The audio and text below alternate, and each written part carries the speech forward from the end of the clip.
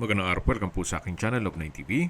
Patalasasan po, meron po ba kayong mga properties na napapabayaan or non-performing assets? Plan nyo ibenta, pero wala kayong oras sa pagbenta nito. Kung ito'y pagkakatiwala nyo po sa amin, tawag lang po kayo sa aking numero. Usap po tayo, gawan ko po ng video for free. Yes, libre po, wala po kayong babayaran. Tutulungan pa namin kayong mabenta ang inyong property. Kami na po bala sa marketing, sa boosting or paid ads, even sa tripping. Hindi na po kayo mapapagod sa pag-entertain ng mga buyers. Kami na po bala sa lahat. Tawag lang po kayo. Okay, sa mga familiar po dito sa property na to, opo, na-vlog na natin to. So, panibagong arrangement naman. Hindi na po kasama ang sasakyan at hindi na po kasama ang mga kagamitan. At meron na rin pong mga improvement. Marami na rin pong mga halaman at nakabakod na po ng concrete fence buong property. Pero siyempre, sa presyo naman ay mas mababa na siya. Papanggitin ko na po, hindi po kasama yung pick-up at mga gamit. Bare lang po, bahay lang at lupa. 13.8 million pesos. Net na po kay owner. Kaya ibig sabihin, si buyer na po ang sasagot sa lahat ng taxes at expenses with regard to documentation.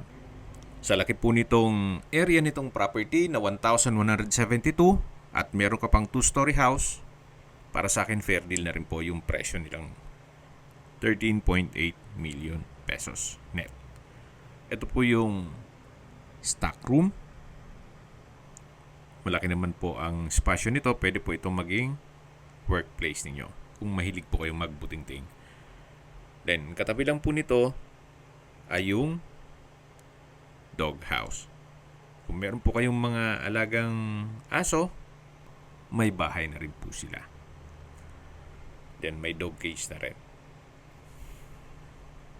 At halos kasing laki na rin po nung stock room. So, ito pong property, ulitin ko po, ay may lot area na 1,172 square meters at may floor area na 200 square meters. So, yan po yung balkonahe. At mula po dito sa balkonahe, ito naman po yung main door na steel door at may multiple locks. Then, stainless din po yung door handle. Yan po yung hagdan. Ito yung open below. Then, dito naman po yung living area. Napakalaki po ng espasyo. So, sa ngayon po, i-assume nyo na totaling wala pong mga gamit. Pero po ng mga built-in, syempre, masisira yung structure. Then, dito naman yung dining area na napakalaki po ng espasyo. Sa pintura po, wala po kayong papagawa dito. At dito naman po yung island na kung saan may pendant lamps, may dalawang high chair. At ito naman po yung kitchen countertop na may wall-mounted kitchen cabinet at storage ng kitchen utensils.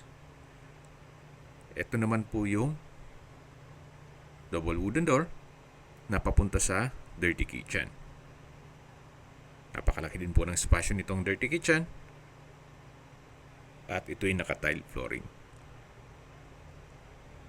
Then, ito po yung access door na papunta naman sa likod ng bahay na may covered lanay. At hanggang sa dulo po yan.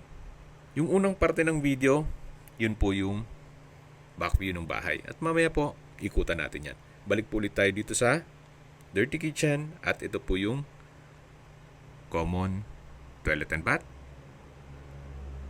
na may hot shower set, hand wash basin, water closet with bidet at ito'y naka-tiled bathroom wall.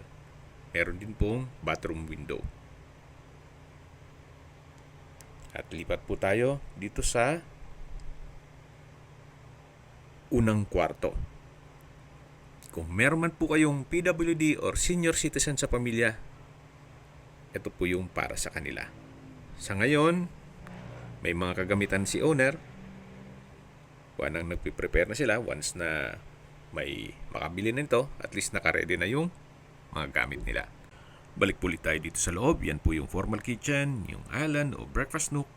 Dito yung dining area. Then mula po dito sa dining area, meron pong access naman papunta dito sa living area. Na napakalaki din po ng espasyo. Sa pintura po ng ceiling at wall, wala po kayong may pipintas dito. Maayos na maayos. So yan po yung main door at ito po yung under stair storage. Ito po yung hagdan, naka-concrete staircase, stainless handrail at railing. At samahan niyo po ako, akyat po tayo. So kung sakali man po ang ating senior citizen ay gusto dito, meron naman pong lifter na ngayon na nagkakahalagang 300 to 500,000 pesos. Depende po sa magiging disenyo.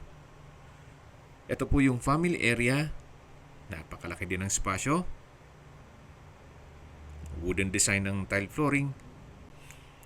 Check po muna natin itong master bedroom. Yung iba, familiar na po dito. Napakalaki po ng espasyo. Ceiling cove design. May pin lamps, center lamp, customized glass window with security grill, tile flooring. Meron po itong sariling toilet and bath at walk-in closet. At from floor to ceiling po yan.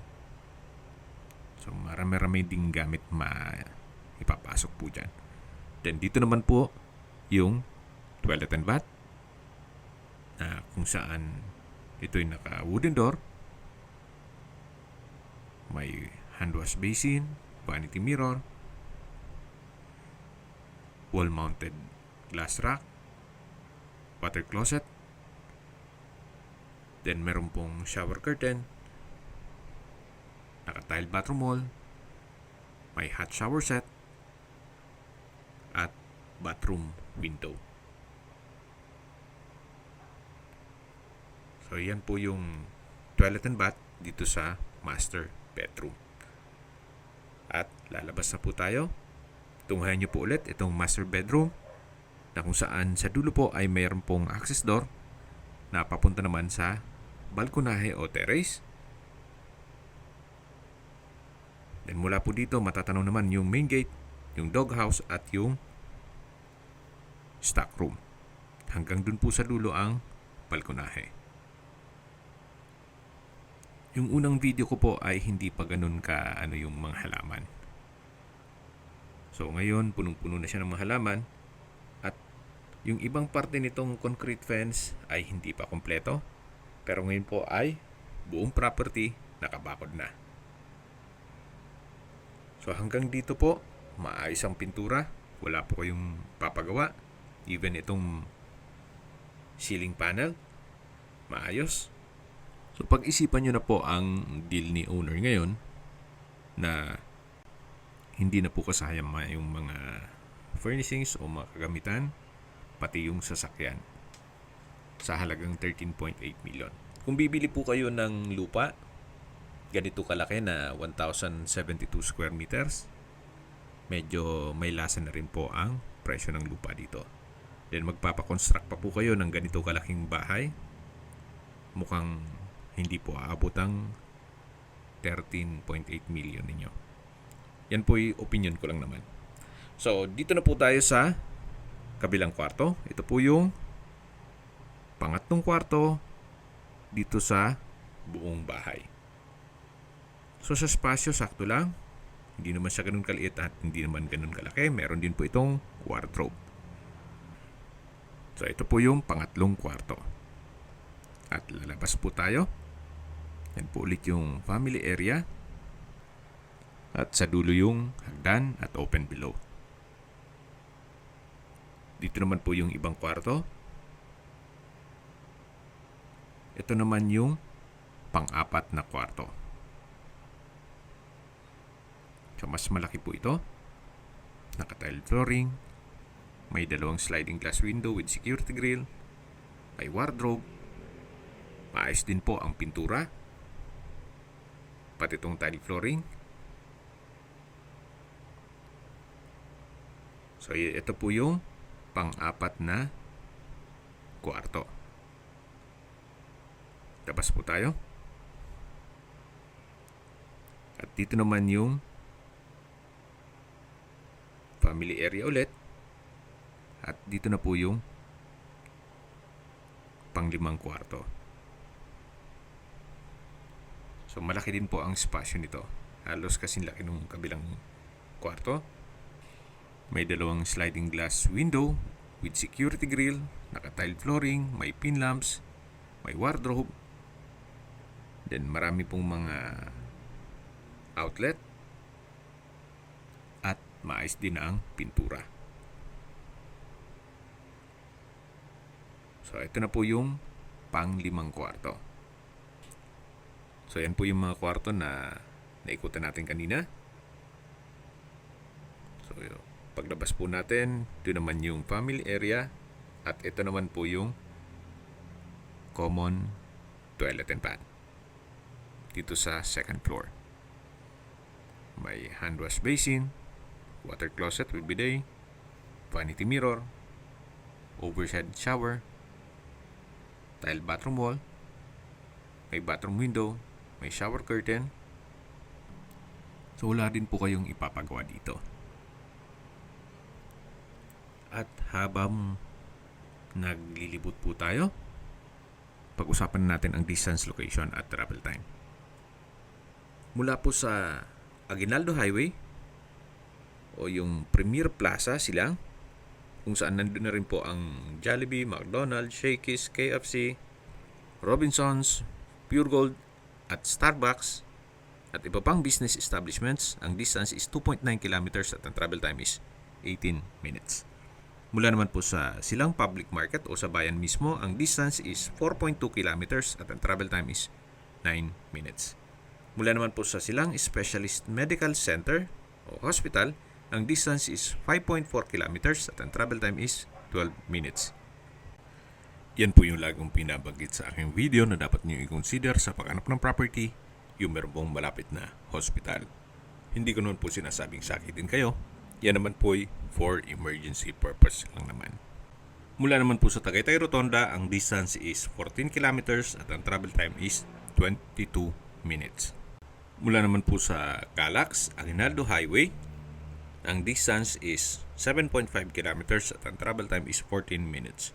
Kung manggagaling naman po sa Manila o sa airport, ang distance is 46 kilometers at ang travel time is 1 hour and 15 minutes. Okay, ikutan po natin itong bakanting lote kung saan mga nasa 900 square meters pa po yan hanggang sa dulo. At dito po sa likod ay meron pong mga fruit-bearing trees.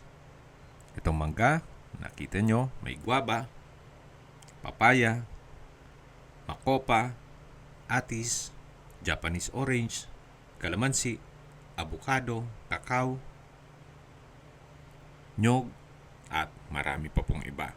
Yung old video ko po ay wala pa pong enclosure na ganitong mga halaman at may gate.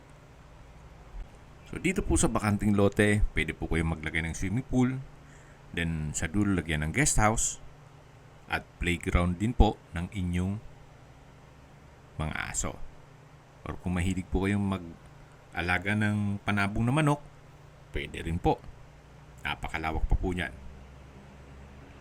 So yan po yung papaya na kung saan namumunga na rin. Gawa ng pataba po ang lupa dito. So yan po, hinog na siya. So pwede ring pang tinola yung color green. Yung old video ko ay hindi pa po yan nakabakod hanggang sa dulo. O meron namang parte na nakabakod pala pero hindi pa pinturado.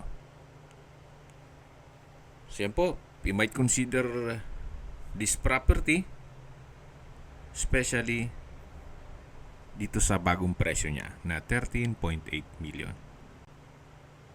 So hanggang sa dulo po yan. Dito po yung tinutukoy ko na pwede po kayo maglagay ng guest house. Then, swimming pool. Anyway, depende po sa inyo kung anong magiging purpose nyo dito sa property once na ma-acquire nyo ito. Tunghayan nyo po ulit, napakatahimik po, napakaaliwalas, at malamig po ang klima dito. Ito po yung nasa mataas na lugar. Ang estimated elevation above sea level ay 1,127.3 feet. Kung may mga katanungan po kayo, tawag lang po kayo sa aking numero. At sa mga kababayan naman natin na sa ibang bansa, meron po akong Telegram. Sa mga iPhone user naman, may iMessage. Meron din pong Imo, Skype, Viber at WhatsApp. Same number lang po, 0917-316-3399. Sa mga nagtatanong naman po ng aming Facebook, meron po aming Facebook page na Nov9TV at Facebook Reel Video. Meron din pong TikTok at Instagram. May ibang YouTube channel po kami na The Nov9TV Channel, Nov9TV Listings, Nov9TV On The Spot, Nov9TV Updates, at Nov9TV House Rental.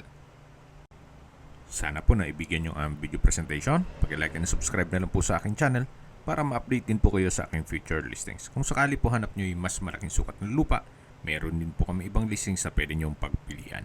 Huwag po kayong mag-atubiling tumawag sa amin, then let us know your budget para malaman namin kung anong property pwede naming ilok sa inyo. Sa lahat pong viewer, subscriber at nagtiwala po sa amin, salamat po sa suporta. Ingat po kayo lagi at itong pamilya. Maraming salamat po.